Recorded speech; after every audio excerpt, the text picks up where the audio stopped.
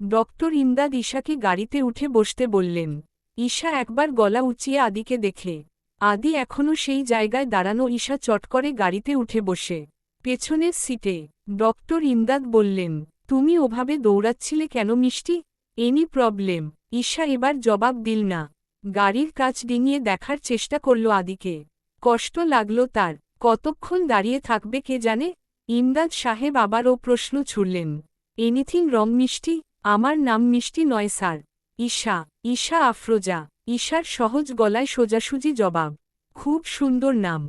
Doctor কি মিষ্টি নাম দিয়েছিল নাকি? জি। এখনও মিষ্টি ডাকে? ডক্টর আছে তোমার কাছে? ঈশা থতমত খায়। বলে, আমি এক জায়গায় যাব স্যার। আমাকে নামতে হবে। ইমদাদ সাহেব হাসল। বলল, আমি জানি তুমি কোথায় নামবে। বসো। নামিয়ে দেবে ড্রাইভার। আমি আর কোনো প্রশ্ন করছি না। ঈশা অপ্রস্তুত কৃত্রিম হাসল। গাড়ি খান বাড়ির সামনে এসে দাঁড়াল। ঈশা তড়িঘড়ি করে নামল। ইমদাদ সাহেবকে সালাম দিয়ে গেইটের ভেতর ঢুকে যাওয়ার আগেই ইমদাদ ডাকলেন ঈশাকে। ঈশা থমকাল। পিছু ফিরল। ইমদাদ সাহেব হেসে বললেন, আদি তোমার অপেক্ষায় দাঁড়িয়েছিল মিষ্টি তাই না? তুমি ওকে দাঁড়িয়ে রেখে চলে এলে কেন? ও কিন্তু মিষ্টির জন্য দাঁড়িয়েছিল। এই মিষ্টিকে আদি চিনবে কি করে? আমি নিজেই তো চিনতে পারছি না। তুমি কি সেই মিষ্টি যে সারাক্ষণ ডক্টরকে হারানোর ভয় থাকত? আদি তোমায় ভালোবাসে মিষ্টি। জানো? ঈশা আর দাঁড়াল। এই চরম সত্যির মুখোমুখি হতে পারবে না বলেই তো ঈশা মুখোমুখি হয়নি আদির। ডক্টরের মুখে ভালোবাসি শব্দটা খুবই লোভনীয়। তার চোখের কাতর চাহনিও খুবই লোভনীয়। যে চাহনি দেখার মতো না। ঈশা দেখতে পারবে না। তার লোভ করা মানায় না। সে ভালো এভাবে। খুব ভালো। ছোট্ট পরীর পরনে লাল শাড়ি। সাইজে একটু বড় হওয়ায় কুচি গোজার পেটটা বড় লাগছে। মাথায় ঘোমটা পরিয়ে দিল রিক। পায়ে একজোড়া নুপুর পরিয়ে দিল। হাতে ছোট্ট ছোট্ট লাল চুড়ি। গলায় মালা পরিয়ে দিলে পরি তা টান দিয়ে খুলে ফেলল। চুলকাচ্ছে। রিক শাড়ি পরানো শেষে সাজানো শেষে কোলে করে ড্রয়িং রুমে নিয়ে আসল পরীকে। পরীর হাতে আয়নাও দিল। কেউ কিছু বুঝে উঠার আগেই আয়না দেখে কেঁদে উঠল। ঠোঁট দেখিয়ে বলল, ই ই ই ই ই ই। কেউ কিচ্ছু বুঝে উঠতে পারল না। মুনা চিনতে পারল না পরীকে। তালহা বেগম আর জহির মিয়া অবাক হয়ে দেখল পরীকে। ঈশা তো চলতে চলতে থেমে গেল।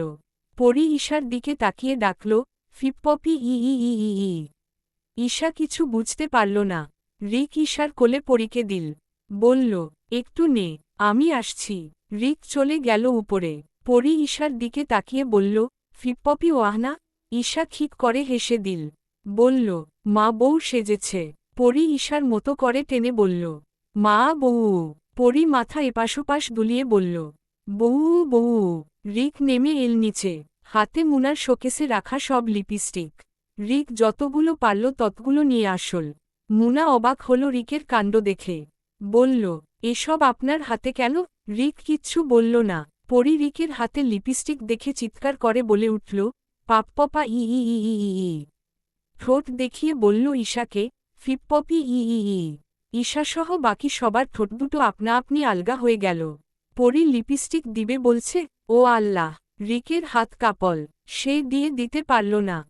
ঈশাকে বলল, ইস্যু একটু ই ই ই দিয়ে দে তো মাকে। রিক কোলে নিল পরীকে। ঈশা হাসার জন্য কিছু বলতে পারল না। পরী রাগ করল। ফিপি এভাবে হাসছে কেন? তাকে কি সুন্দর লাগছে না? পরী ঠোঁট টেনে বলল, ঈশা ওয়াহনা। ঈশা হাসি থামাল। পরীর গাল জোরে টেনে দিয়ে বলল, ওয়াহ ওয়াহ। মা খুব সুন্দর। বিউটিফুল প্রিন্সেসস। পরী ঈশার মতো করে বলতে চাইল, বিটটিফু। ফু বলার সময় ঠোঁটটা গোল করে ফেলল। ঈশা হাসতে হাসতে লিপস্টিক লাগাতে পারল না। পরী ধমক দিল, ঈশা ভোব্বব। ই ই ই ই ই। ঈশা। ঈশা থেমে গেল। রিক বলল, আর হাসিস না, একটু ই ই ই ই দিয়ে দে তো। পরী মাথা নাড়াল। বলল, ই ওয়াহ। ঈশা বলল, তাহলে নড়বে না। ওকে। পরী মাথা নাড়াল। ঈশা পরীর খুব কাছে গেল। কোলে নিয়ে সোফায় বসিয়ে লিপস্টিক লাগাতে নিয়ে ফিসফিস করে বলল, কয়েকদিন থেকেছে দাদির কাছে, সব ডং শিখে গেছে। পরী বুঝতে পারল ফিপপি তাকে বকা দিচ্ছে। ঠাসস করে চর মারল ঈশার নাকে। ঈশা হকচকিয়ে গেল। মারলে কেন? আর দেব না ই ই ই ই। পরী রেগে তাকাল। তুষ্টপুষ্ট গাল দুটো লাল টকটকে হল। সোফা থেকে নিচে নেমে মেঝেতে বসে পড়ল। ঠাস ঠাস চড় মারল মেঝেতে, যেন নিজের রাগ ঝাড়ছে। দুহাতের তালু দিয়ে ঠাসস ঠাসস মেরে যাচ্ছে মেঝেতে, যেন কাউকে মারছে। ঈশার এমন হাসি পেল রুম ফাটিয়ে হাসতে ইচ্ছে করল। পুরো ড্রয়িং রুমের সবাই হাসল। পরি কাঁদতে কাঁদতে তাকালো রিকের দিকে। ঈশার দিকে আঙুল দেখিয়ে বলল, পাপ্পপা ফিপ্পপি দুঃককু ই ই ই ই ই নাই নাই। রিক হাসল। ঈশা বলল, বর্দা ধরবে না, দেখি কি করে। কত বড় সাহস, হাত নাড়ানো শিখে গিয়েছে, যাকে তাকে মারছে। মায়ের গুলো ও শক্ত, আমি ব্যথা পেয়েছি, খুব মারব তোমায় পরি। পরি ঠোঁট টেনে তাকালো মুনার দিকে, রিকের দিকে। মুনা এগিয়ে আসতে চাইল।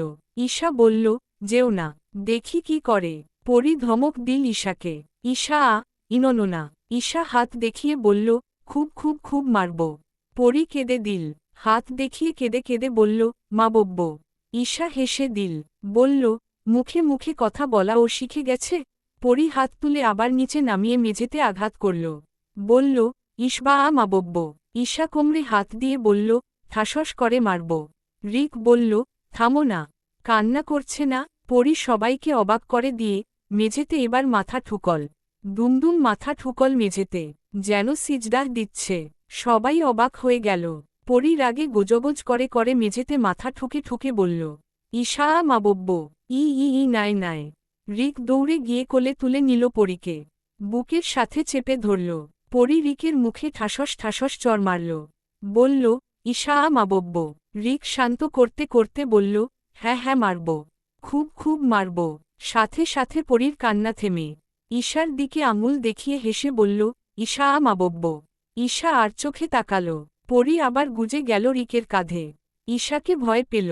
রিক স্পষ্ট শুনল পরি মিনমিন করে বলছে, ঈশা মা বব্ব। লাল টকটকে শাড়ি পরে পুরো ড্রয়িং রুম ঘুরল পরি। মনে হচ্ছে ছোট্ট একটা বউ। পায়ের নুপুরগুলো শব্দহীন, হাতের চুড়িগুলো আওয়াজ তুলছে। পরি দৌড়াতে দৌড়াতে বলল, পরি বউ। রিক বলল, আমার মা লাল বউ। পরি খিলখিল করে হেসে বলল, মা নানন বউ।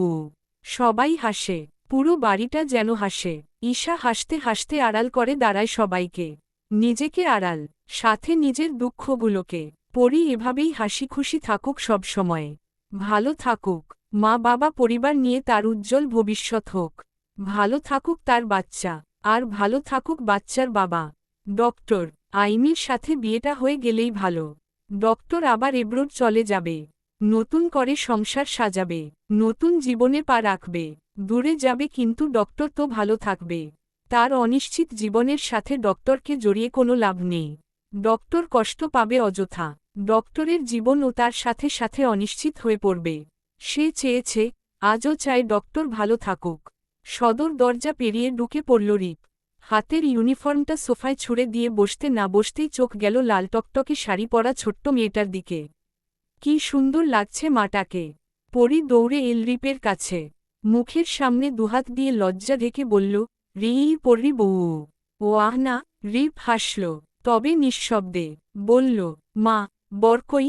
পরি কিছুক্ষণ কিছু একটা ভাবল, পরক্ষণে আঙুল দিয়ে দেখিয়ে দিল জহির মিয়াকে। বলল, অত্যত। উপস্থিত সবাই হো হো করে হেসে উঠল। রিপও হাসল। পরি কোমরে হাত দিয়ে ধমকে বলল, রি চক্ক দো। রিপ পরীকে কোলের উপর বসাল, উঁচু করে রাখা ঠোঁট দুটো টেনে দিল। পরি হাত ঢুকিয়ে দিল রিপের পকেটে, এতগুলো চকলেট বের করল। দুম করে রিপের গালে চুমু খেয়ে হাত দেখিয়ে রিপকে বলল, রি মা বব্ব। রিপ হেসে দিল, বলল, চক্ক নিয়ে আবার মাইর। পরি মাথা নাড়াল, হাসল, নিজেকে দেখিয়ে দেখিয়ে বলল, রি বউ। ঈশা দৌড়ে এল, হাতে পানির গ্লাস। বলল, রিপদা পানি নাও। রিপ পরির সাথে বকবক করল, কিন্তু পানি হাতে দাঁড়ানো মেয়েটির দিকে তাকাল না। তালহা বেগম আসল, পরীকে কোলে তুলে নিয়ে বলল, এবার বউ নিয়ে আয় ঘরে। পরি ঠিকই বলছে, বিয়েশাদি তো করতে হবে, তাই না? পরি হাত তালি দিল, বউ বউ। রিপ চেয়ে থাকল মায়ের দিকে, অনেকক্ষণ চুপ থাকল। নীরবতা ভেঙে বলল, আমি তো এখানে থাকব না মা। আমি এখানে থাকার জন্য আসিনি, একেবারে আসিনি আমি। আমাকে যেতে হবে আবার। বিয়ের কথা কেন উঠছে? ঈশা চোখ পাকিয়ে দেখল তালহা বেগমের দিকে। মুনা অবাক হয়ে বলল, কোথায় যাবি? এখানেই তো ভালো পজিশনে আছিস, আর যাওয়ার কি দরকার? রিপ কিচ্ছু বলল না, শুধু চলে যাওয়ার আগে এটুকু বলল, আমার জীবনের সিদ্ধান্ত আমার একার, আর কারো না, আমি যেটা বলবো সেটাই হবে। ঈশার অবাক দৃষ্টি দেখল না রিপ। রিপদা আবার চলে যাবে, এরকম তো কথা ছিল না। পরি জিজ্ঞাসু দৃষ্টিতে রিপের দিকে তাকায়। ডাকে, রি। তার ডাকের এই অর্থ হচ্ছে, রি এসব কি বলছে? সে বুঝতে পারছে না কেন। আদি আসল চৌধুরী বাড়ি। আদি ফিরতে না ফিরতেই মিনি এসেই ভর করল তার কাঁধে। ডাকল, আদি, আদি, মিস ইউ, মিস ইউ। আদি চুপচাপ বেরিয়ে আসল মিনিকে নিয়ে। পিছু ফিরে দেখল না কাউকে। মিনুমা দাঁড়াতে বলল, রাইনা বলল। দাঁড়ালো না। রেহানের হাতে চকলেট বক্স দিয়ে বলল, এটা রাখো। কোনো প্রশ্ন করবে না, চাচ্চু আবার আসবে। আলিয়া চৌধুরী নিচে নেমে আসার আগেই আদি গাড়ি ছেড়ে দিল। অত কথা শোনার সময় কই তার? তার যে অনেক কাজ বাকি, অনেক বোঝাপড়া বাকি। এবার মেয়েটাকে মুখোমুখি হতেই হবে আদি চৌধুরীর সামনে। লুকিয়ে আর কতদিন থাকবে, কতদিন গা ঢাকা দিয়ে থাকবে? আদি ভেবে পায় না, কিসের এত ভয়, এত লাজ মেয়েটির? নিজে দোষ করে এখন আবার গা ঢাকা দিয়ে আছে? কতটা নিষ্ঠুর! পাষাণ হলে মানুষ এমন করে? তার তো কোনো দোষ নেই। সব দোষ ওই মেয়েটার, সব দোষ মেয়েটার, সব দোষ আলিয়া চৌধুরীর, সব দোষ আজিজ চৌধুরীর, সব দোষ ইমির, সব দোষ ওই মেয়েটার। কি নামে সম্বোধন করবে আদি তাকে? মিষ্টি নামে? সন্ধে নামল শহরটাতে। বাইরে ঝিরিঝিরি বৃষ্টি। নীরা তার রুমের জানালার পাশে দাঁড়িয়ে। মৃদুমধুর পানির ছিটকি এসে পড়ছে তার মুখে। সে সরল না। আজ এই মন কেমনের সন্ধ্যায় বৃষ্টির স্পর্শ অদ্ভুত ভালোলাগা হানা দিচ্ছে মনে প্রাণে। আজ নয়, এ কয়েকদিন ধরে। কারণ তার বাসার পেছনেই রয়েছে একটি দিঘি। ওই দিঘির স্বচ্ছ জলে পা ডুবিয়ে বসে থাকা ছেলেটিই তার ভালোলাগার কারণ। তাদের বাসাটা দিঘির কিছুটা দূরে। জানালা দিয়ে দেখা যায় সেই দিঘির স্বচ্ছ জল। চারপাশে ঝোপঝাড় সেই দিঘির। ঝোপঝাড় বলা যায় না অবশ্য, কারণ ওই ঝোপঝাড়গুলোই সেই দিঘিটার সৌন্দর্য দ্বিগুণ হারে বাড়িয়ে দিয়েছে। সিমেন্ট দিয়ে বাঁধানো বড় করে বাঁধা একটি ঘাটের মতো। বেশ কিছু দিন ধরে সে লক্ষ্য করল একটি ছেলের অবয়ব সেই দিঘির ঘাটে। তার কখনো দিঘিটিকে সুন্দর মনে হয়নি। দিঘির স্বচ্ছ জলে কখনো নিজেকে দেখার ইচ্ছে জাগেনি। দুতলায় তাদের বাসা। ঘন ঘন বাসা চেঞ্জ করতে হয় বাবার চাকরির বদলির জন্য। 2 বছর হয়েছে এই বাসায় তারা উঠেছে। এবারই বোধ হয় প্রথম, যেখানে তারা 2 বছর থেকেছে। বাসা পাল্টাতে হয়নি, কিন্তু এই বাসার প্রতি তার কোনোকালেই মায়া জন্মায়নি।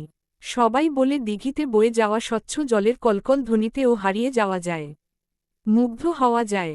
সেই কথা আজ অবিশ্বাস্যভাবে সত্যি মনে হল নীরার।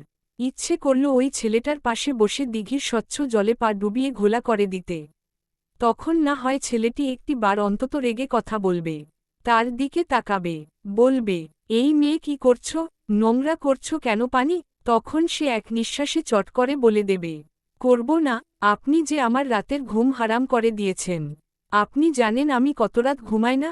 নিজের মনের এই অদম্য ইচ্ছাকে চট করে পূরণ করে ফেলতে ইচ্ছে হল নীরার। কিন্তু তা সম্ভব নয়।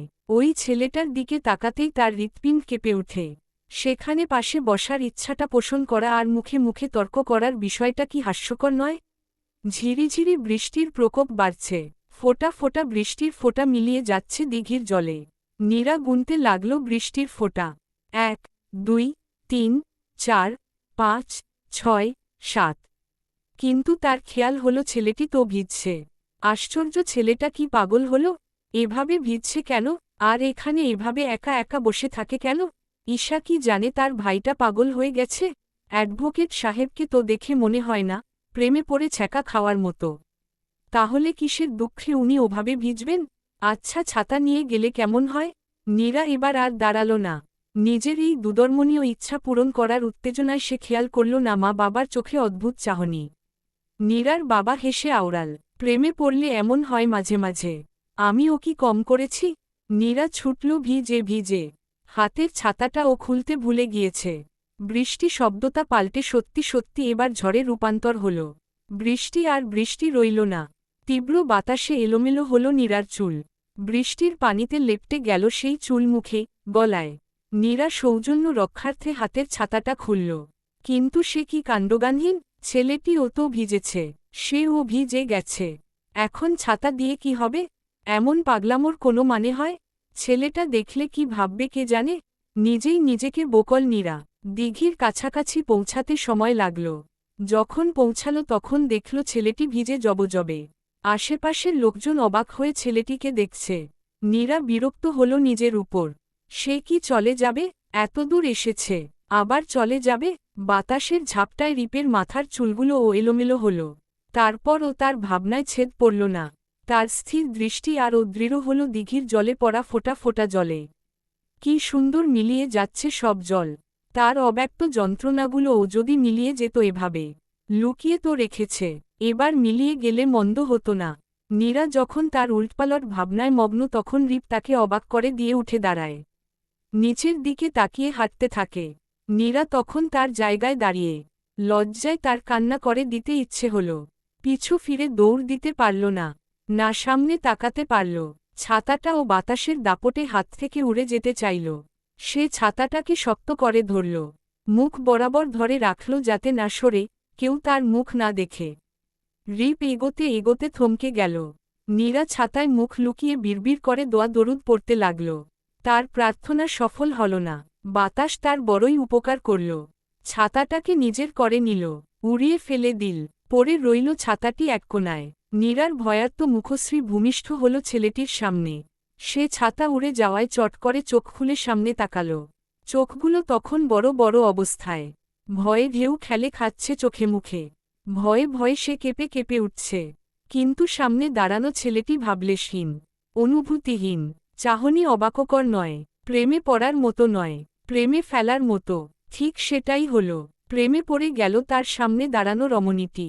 আবারও নতুন করে যদি সামনে দাঁড়ানো ছেলেটি তার দিকে ভাবলেশহীন দৃষ্টিতে তাকিয়ে না থাকত, বৃষ্টি জলে ভিজে ভিজে সে বলে উঠত, আজ প্রেম এসেছে বৃষ্টি হয়ে। মন কেমনের প্রেম এসেছে আজ মন কেমনের বৃষ্টি হয়ে, মন কেমনের সন্ধ্যায়। কিন্তু সে বলতে পারল না, নড়তে পারল না, শুধু চোখ বন্ধ করে নিল। সেইভাবে দাঁড়ানো অবস্থায় বিড়বিড় করে বলল, থেমে যাক, থেমে যাক, সময়টা এখানেই থেমে যাক, এখানেই সবকিছু স্তব্ধ হয়ে যাক। তার চোখের দৃষ্টি শুধু আমাতেই নিবন্ধ থাক। কিন্তু মেয়েটি যদি একটিবার চোখ মেলে দেখত, তাহলে দেখতে পেত ছেলেটি বহু আগেই উদাও হয়েছে তার সামনে থেকে। তার যে নতুন করে আর কারো প্রেমে পড়া সম্ভব নয়। সে তো বোধহয় নীরা নামের মেয়েটিকে দেখলি না। প্রেমে কিভাবে পড়বে, বরঞ্চ প্রেমে ফেলে চলে গেল। মেয়েটি চোখ মেলে সত্যিই কাউকে দেখল না। ছেলেটি রেখে গেল তার এক মন কেমন করা নিঃশ্বাসের মিষ্টি সুবাস। রেখে গেল এক মন কেমন করা অনুভূতিদের তীব্র আন্দোলন। রেখে গেল এক তৃষ্ণার্ত প্রেমিকার দুটো চোখ। কিন্তু দেখে গেল না একটিবার পিছু ফিরে, নীরা নামের মেয়েটির হৃদয়সিন্ধুকে তারই নাম লেখা হয়েছে বহু আগে, বৃষ্টিপথিক নামে। দেখে গেল না, দেখা হলো না। কবে দেখবে, কবে চোখে পড়বে? ড্রয়িং রুমে আইমি, বাবা আর চাচ্চু কথা বলছে। ইমদাদ সাহেব তাকে দেখামাত্রই বলল, ইমি দেখাও ছবি। আইমি বলল, সারপ্রাইজ চাচ্চু। ইমদাদ সাহেব হাসল, বলল, নো ডিয়ার, আমার তরস হইছে না। মিস্টারের ছবি আমি আজই দেখব। আইমির কাজিন নেমে এল, বলল, বাবা ইমি আপুর বরের নাম কি জানো? ইমদাদ সাহেব হাসল, বলল, জানব কি করে, ইমি তো বলছেই না, ভাইও বলছে না। আফাজ আহমেদ বলল, আমি তোকে বলেছিলাম ইমদাদ, আদি চৌধুরী, আজিজ চৌধুরীর ছোট ছেলে। তুই বোধহয় খেয়াল করিসনি? আদি মানে ওই আদি। ইমদাদ সাহেব হাসল। আইমি বলল, চিটার বাবা, তুমি বলে দিয়েছ কেন? আফাজ সাহেব হেসে সোফায় আইসি ভঙ্গিতে বসল, বলল, সরি মা, তোর চাচ্চুকে অনেক নাচিয়েছিস। তোর যে আদির সাথেই বিয়ে হচ্ছে এটা শুনে ওর চেহারাটার দিকে তাকিয়ে দেখ একবার। শক খেয়েছে প্রচুর পরিমাণ।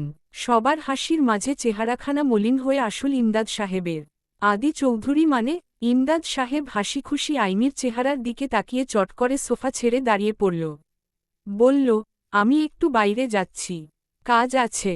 সবার অবাক দৃষ্টি উপেক্ষা করে ইমদাদ সাহেব বেরিয়ে এল বাড়ি থেকে। বাইরে এসে ফোন দিল আদির ফোনে।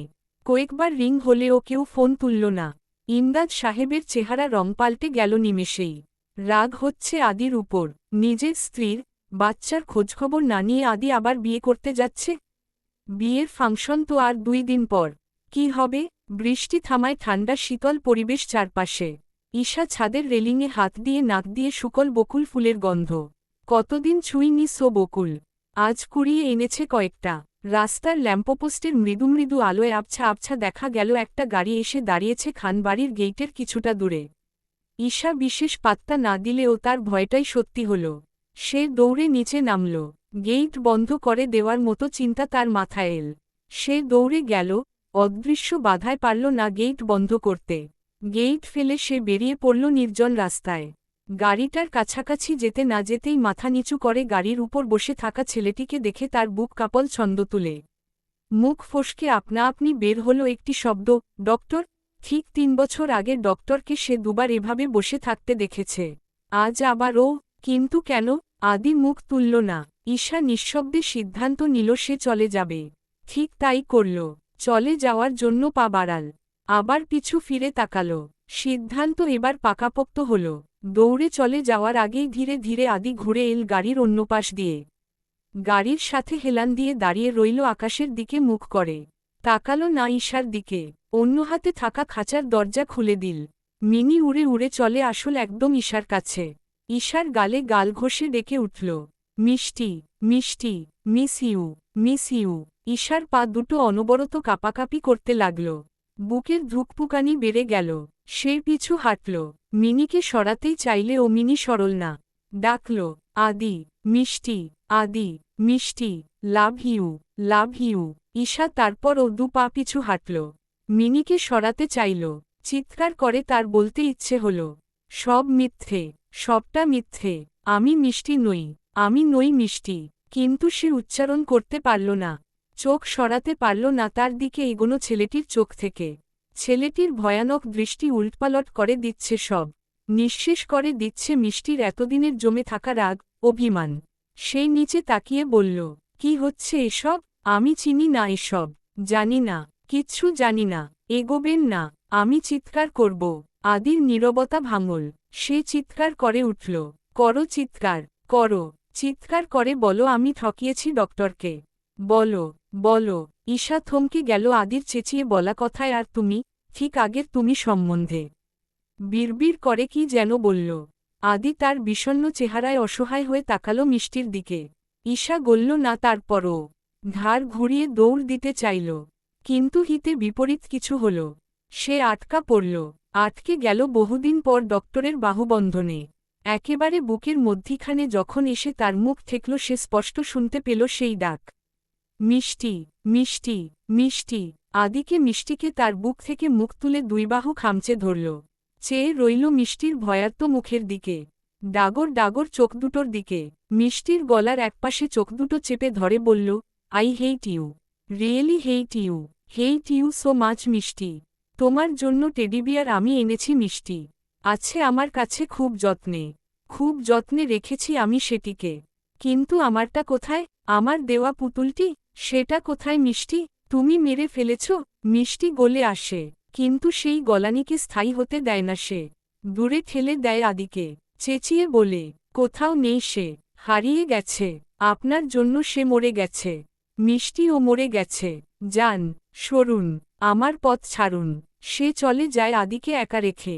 আদির ভয়ঙ্কর চাহনি নিমেষেই পরিণত হয় অসহায়। সে ওই চলে যাওয়া মেয়েটিকে কি করে ভালোবেসেছিল, যার মনে দয়া মায়া, ভালোবাসার ছিটেফোঁটাও নেই তার প্রতি। বহুদিন পর আজ তার স্পর্শে কেঁপে উঠার কথা ছিল মিষ্টির। চোখের চাহনিতে হারিয়ে যাওয়ার কথা ছিল। বহুদিন পর আজ হেসে খেলে বলার কথা ছিল, ডক্টর আমাদের বাচ্চা আছে, আমার কাছে আছে, আমি যত্নে রেখেছি তাকে। কিন্তু মেয়েটি তা বলল না। বলল, সে নাকি হারিয়ে গেছে।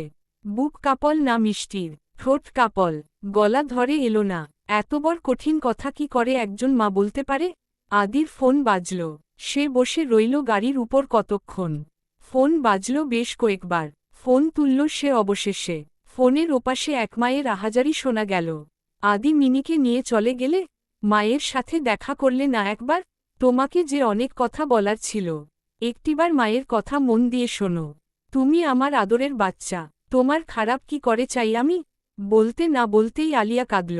আদি তার নির্বতায় জল ঢেলে দিয়ে বলল, কেন কাঁদছ মা? তোমার বাচ্চা তোমার কথা শুনছে না বলে? শুধু কথা শুনছে না বলে? আর আমার বাচ্চা, সে নেই মা, হারিয়ে গেছে, মরে গেছে, আমার বাচ্চা মৃত মা, মিষ্টি বলেছে। আলিয়া না করে উঠল। বলল, তোমার বাচ্চা বেঁচে আছে আদি। তোমার একটা রাজকন্যা আছে, একটি জীবন্ত পুতুল আছে, সে বেঁচে আছে। সে কোমল ঠোঁট দুটো নেড়ে কথা বলে, পিটপিট করে তাকায়, খিলখিল করে হাসে, ঠোঁট ফুলিয়ে কান্না করে, গুটি গুটি পায়ে হাঁটে, পাকা পাকা কথা বলে। আমাকে দাদা ডেকেছে আদি। তুমি জানো ও খুব দুষ্টু। ও তোমার বাবাকে মুখ ভাঙিয়ে দিয়েছে। তুমি জানো সে সেজে আয়নায় নিজেকে দেখে খিলখিল করে হাসে। ও তোমার প্রিন্সেস আদি। চোখ দুটো তোমার মতো, ওর রাগগুলো তোমার মতো আদি।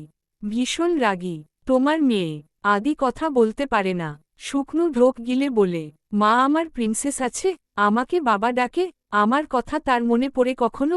মিষ্টিকে মা ডাকে। আলিয়া চুপ হয়ে যায়, বলে, সে খান বাড়িতেই আছে আদি। আদিশা খানম পড়ি, তোমার প্রিন্সেস। কিছুক্ষণের মধ্যে ফোনের সংযোগ বিচ্ছিন্ন হয়। আদি মনোযোগ দেয় ফোনে। ফোনের ওয়ালে নিয়ে আসে মনকাড়া, নজরকাড়া একটি ছবি, যেখানে একটি মাতার মেয়ের গালে গাল রেখে হসপিটালের কেবিনে শুয়ে আছে আধশোয়া হয়ে। কি অপূর্ব সুন্দর সেই দৃশ্য, কি মনোরম, কি মণিমুগ্ধকর। আদি হাসল ছলছল চোখে, ফোনের ওয়ালে হাত বুলিয়ে বলল, অত্যত মাই প্রিন্সেস। আদিশা। ঈশা ঘুমন্ত পরীকে দোলনা থেকে নিয়ে নিল কোলে। দোলনায় ঘুমোবে বলে বায়না ধরেছিল। রিকের সাথে বকবক করতে করতে এই অসময়ে ঘুমিয়ে পড়েছে। ঘুমন্ত নিষ্পাপ বাচ্চাটিকে এভাবে আচমকা কোলে নিয়ে নেওয়ায় রিক অবাক হয়ে পড়ল। কোনো কথা বলতে পারল না ঈশার কান্না দেখে। মুনা ছুটে এল তার পিছু পিছু, সাথে তালহা বেগমও। ঈশা দেয়াল ঘেঁষে বসে পড়ল পরীকে কোলে নিয়ে। ঘুমন্ত পরীর ঠোঁটে চুমু খেল, পুরো গালে, মুখে মমতার স্পর্শ একে দিল। বুকের সাথে চেপে ধরে এলোমেলো হয়ে কাঁদল। ছোট্ট ছোট্ট চুলগুলো কপাল থেকে সরিয়ে পাগলের মতো চুমু খেয়ে বকতে লাগল। আদিশা, আমি দেব না ওকে, কাউকে দেব না, ডক্টরকে দেব না। ও আমার কাছে থাকবে, আমার সামনে থাকবে, আমি কাউকে দেব না। বরদা, তোমাকে ও দেব না। মৃত্যুর আগ পর্যন্ত আমি ওকে আমার কাছে রাখব। ও আমার মেয়ে, শুধু আমার মেয়ে। ডক্টর ওকে নিয়ে যাবে, আমি দেব না। না, না, কিছুতেই দেব না। এই শোন, তুই যাবি না, আমাকে ছেড়ে যাবি না। আমি তোকে ছাড়া বাঁচতে পারবো না। আমি ডক্টরকে ছাড়া বাঁচতে শিখেছি, কিন্তু তোকে ছাড়া বাঁচতে পারবো না। গুনগুন করে কাঁদল সে, হাঁটু মুড়ে। কোলে বাচ্চা মেয়েটি। মুনা এগোনোর সাহস পেল না, রিকও সাহস পেল না। পরী নরল চরল, মায়ের বুক পেয়ে আবারও তলিয়ে গেল ঘুমের দেশে। দরজার কাছাকাছি এসে দাঁড়াল রিপ। ঈশা তখন পরীর মাথায় মুখ লাগিয়ে বসে আছে। রিপ এগিয়ে গেল ঈশার কাছে, একটি হাঁটু গেড়ে বসল ঈশার কাছে। ঈশা ধীরে ধীরে মাথা তুলে তাকাল রিপের দিকে। ঈশা কেঁদে দিল, রিপদা, আমায় ক্ষমা করো, তুমি রেগে থেকো না, মুখ ফিরিয়ে থেকো না, আমার কষ্ট হচ্ছে রিপদা। রিপ চুপটি মেরে শুনল ঈশার কথা। কিছুক্ষণ পর বলল, ফিরতে হবে আপনাকে ডক্টর আদির কাছে, খুব শীঘ্রই। প্রস্তুতি নিন মিসেস চৌধুরী। ঈশা চেপে ধরল পরীকে। যাব না রিপদা, এভাবে বলো না। আমি নিজেকে আর জোড়াতে পারবো না ডক্টরের সাথে, পারবো না। ডক্টর আইমির সাথেই ভালো থাকুক, শুধু আমার মেয়েটাকে নিয়ে না গেলে হবে। পরী আমার কাছে থাকবে, শুধু আমার কাছে থাকবে। তুমি যেও না রিপদা। রিপ গুছিয়ে নিয়েছে সুটকেস, লন্ডনে ফেরার জন্য নিজেকে গুছিয়ে নিয়েছে। এবার আর কোনো পিছুটান নেই তার। কারো জন্য আর দিনরাত চিন্তায় মগ্ন থাকতে হবে না, কারো একটা ফোনের অপেক্ষায় দিনতিপাত করতে হবে না, কারো মিষ্টি কণ্ঠস্বর শোনার জন্য চাতকের মতো অপেক্ষা করতে হবে না। এবার সে মুক্ত।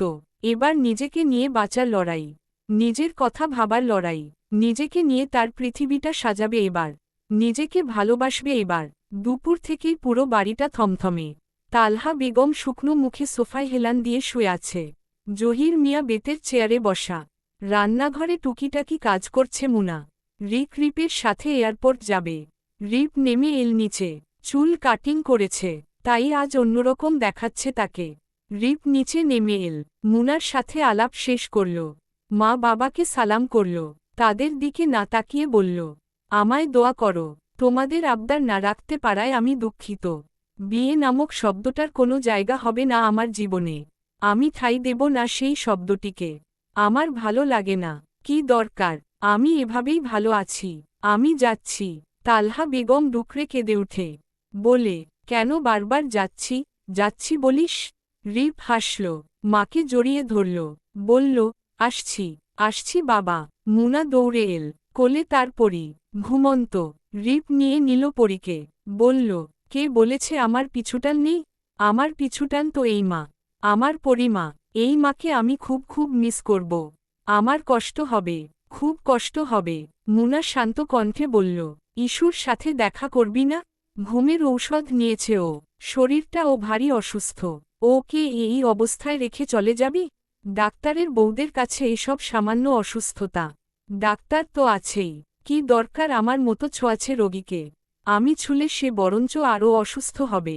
রিপের কণ্ঠে মেশানো উৎকণ্ঠা। তারপরও বড়দাকে বলেছি একটা ভালো ডাক্তার দেখাতে, ভালো হয়ে যাবে ইনশাল্লাহ, চিন্তা করো না, আমি আসছি, দেখে রেখো।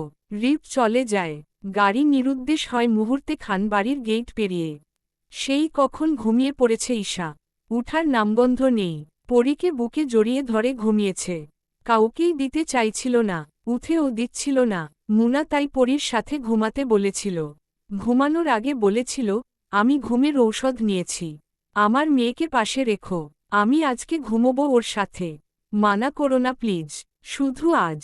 কিন্তু এতক্ষণে ও উঠছে না কেন? সে কি জানে তার রিপদা চলে গিয়েছে? মুনা পায়ে হাত দিতেই দেখল পা বরফ, হাতও ঠান্ডা বরফ। মুনা চেঁচিয়ে ডাকল সবাইকে, শুধু তালহা আর জহির মিয়া এগিয়ে আসল। রিক তো রিপের সাথে। পরী গুটি গুটি পায়ে হেঁটে আসল। বিছানার উপর উঠে ঈশার মুখ ধরে ডাকল, ফিপপি। ফিপি চোখ তুলে তাকাল না। পরী বলে ডাকল না, মা বলে ডেকে উঠল না। পরীর রাগ লাগল, কষ্ট লাগল। ঈশার মুখে ঠাস করে চর মেরে ডাকল, আম্মমা।